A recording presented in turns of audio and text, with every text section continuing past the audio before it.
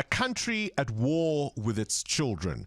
500 children were killed in just 6 months last year, Bongani told us. It could have been more because 1,000 cases of assault were opened with the police, and those are just the ones we know about. Many, as you might know, go unreported. In some cases, the kids disappear and are never seen again. Then there are those places where one would assume the kids are safe. The places where their trust is most cruelly broken. At school and in places of worship where the predators groom children and prepare them for sexual abuse. Teachers, pastors, parents, uncles, aunties. Where can they turn to when it seems there is no safe place to go? What is the state of child protection in South Africa? Luke Lamprecht is my guest this morning. He's a child development and protection consultant.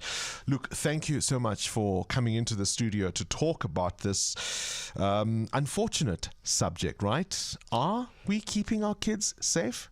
Look, I think at the moment our sort of history and track record with protecting children's rights in general, even based on the previous article about babies in cardboard boxes, is actually appalling. And I'm actually seeing almost a regression of the rights of children accessing protective services, and particularly after COVID. What we've noticed is that children, we can talk about child participation, Article 28 of the Constitution, but ultimately, if there's not an adult there to access a child's agency with them and assist to access their agency for them, children can't access them on their own. They're just simply referred away from hospitals, police stations, social workers, etc., because there's this idea that there needs to be an adult mediating it, when it's often the adults that have caused the problem that the children need protection from. Just maybe let's take a step back. We're all too familiar with the scourge of gender-based violence and femicide. Would you say we now have a child abuse crisis in South Africa? We have always had a child abuse crisis in South Africa. And I think what we are noticing now is that, particularly in a time like Child Protection Week, suddenly people start releasing statistics and the media picks up on articles. This is what I do 365 days a year. So this week, and what you are seeing is no different from any other week I see. It's just that there seems to be a lens on it. And the interesting thing about the lens is, while it raises awareness, what it does is it often just gives people this kind of short jolt of like, there's this outrage and people are enraged about what's happening, or people feel completely demoralized and saying, I don't know what we're going to do about it. But the reality is we've got to get up every day and we have got to fight this, because the truth is that, as I said in the introduction, is we need to be there to assist protecting children. The idea that they can protect themselves from us is just completely, it's completely mad. Well, what I hope this conversation could also do is create awareness for people to know what to look out for, right? I spoke about the breaking of trust in my introduction. Can you explain the concept of grooming, for example? So the first warning to all parents, if you want to pick up on the first sign of grooming, if someone is paying more attention to your child than you have a problem. Okay, so that's number one. What these people do is they get themselves into positions of trust with the institution. They have to be employed first. So in other words, they've got to be employed as a coach or an educator, and they've got to get the trust of that institution. Once they've got the trust of that institution, they have to get the trust of the parents who drop their children off there. Then they need to get the trust of the child. And they do that first through creating favorites.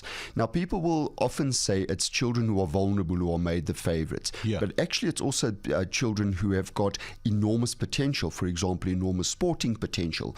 So it almost makes sense that you create this favorite. Justifiable in a way. Justifiable. It creates this idea. I'm actually getting this young person ready for his career, in sport, and I'm giving him extra attention. And gosh, how many successful athletes, right, have said somebody saw something special in me when I was a little kid, and without the attentions of coach or teacher or so-and-so, I wouldn't be here. So that's what parents think is going on. And parents buy into it because parents like the idea that my child is going to one of the correct. And we're also looking at this particular LSM is unlike the one with the babies in the cardboard boxes. These are wealthy people, because there's a level at which they give access to privilege later on, whether it's, kind of Springbok rugby or Olympic swimming, whatever it is. There's that sense that you are favoured. Then they isolate them from people. So, for example, there will be private lessons, come to my house, individual trips like we had in the St. Andrew's case, individual trips in a car, to help the boy because he's battling. And then the two most important ones to understand are boundary violations. And a boundary violation by an adult is, for example, sending WhatsApps to individual children where they are talking colloquially in the slang of the teenagers rather than the 50-year-old coach that they are. So they blur the professional personal boundary. Okay. So the child feels like this is a friend, this is somebody who relates to me, this is not, a fuddy-duddy, older person. They really get me. They really get what it's like. Spot on, especially at a time when they're moving away from their parents in adolescence, which is a normal developmental phase. And in particular, when they are sent away from their parents, for example, to boarding facilities where we have huge challenges around keeping children safe. And then the most important one is the one we need to always tell our children about is then there is a thing called a taboo violation.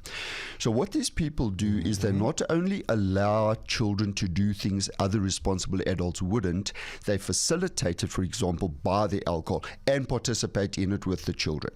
So what happens is the children are doing something that their parents or the principal of the school would say, that's terrible, you've got to stop it. These guys are actually facilitating it.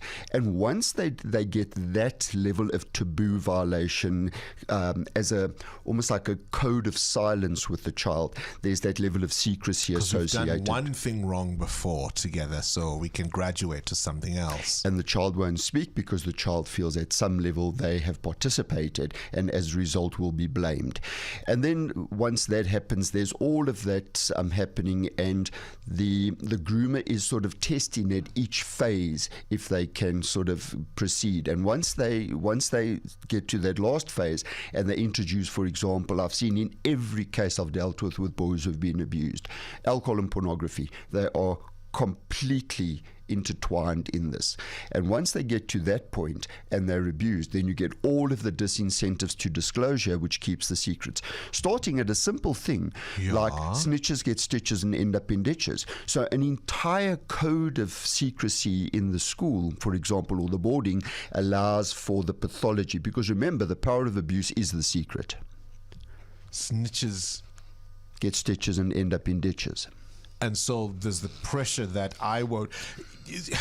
Is it also because there usually are other kids? It's not usually one kid. They're usually, so I don't want to be the snitch that broke the silence when seemingly the others are able to keep a secret. And interestingly, at various levels. So what happens, there's levels of the secret. So you'll have a simple secret around things like this is a particular strategy in our rugby game. Then you'll have another layer of a secret, which is these arbitrary things that are done, for example, in orientations or initiations, like diving for stones that you can't find. It's just arbitrary. And then you've got criminality, kind of pornography, grooming, sexual assault, etc. Many parents will think, it wouldn't happen to my child. I've prepared my child. We've had conversations. And of course, often it does. How do you warn your child? Well, how do you prepare children to navigate a world like this? The first thing is that you must understand that a parent's relationship with their child is the single greatest protective feature for their child against pretty much everything. I'm talking about things like substance abuse, any kind of danger, sexual abuse, etc. Because the ability, despite your children's protests, even as teenagers, to be able to give them a vocabulary, and we give them wrong vocabularies. For example, we say to children, if someone tries to touch you, yell, or ask you to do this, you must just say no. In what context does a parent ever allow a child to say no to a powerful, trusted adult, other than when the adult is trying to touch them on their private parts? There is no context. In fact, what we do is we override children's saying no in context, like, for example, kissing your grandmother, and it's your mother-in-law, and if, the child doesn't kiss granny, she's going to think you're a bad mother and a bad wife, so you better kiss your granny. And we actually override children say no. So it starts with basic things, that children have agency, they need a vocabulary, so in other other words, they need to be given this vocabulary to have this conversation. And then finally, and something that's come out, for example, in the Ackerman trial, which you've been covering in a lot of detail, that Kennedy Ackerman trial, is the internet is so dangerous for boundary blurring and for taboo violations, because the advent of the smartphone has not made pornography accessible, it's made it inevitable. And I'm seeing children present to me who have not been touched by anybody, but present with the traumatic sexualization symptoms of an abused child, based purely on what they're exposed to on pornography. And then they act it out, and the children end up with me as accused persons in sexual assault matters. Gosh, we've seen alleged abusers accused in one environment, one school, perhaps in a different province, a different part of the country, popping up elsewhere. Where are we in terms of registers and being able to make sure that schools know exactly who it is they're hiring? Yeah. Look, the registers are a nightmare. Accessing them is difficult. We don't know how up to date they are. You know, we don't know whose names are there because, for example, I employ you to teach my child archery or whatever.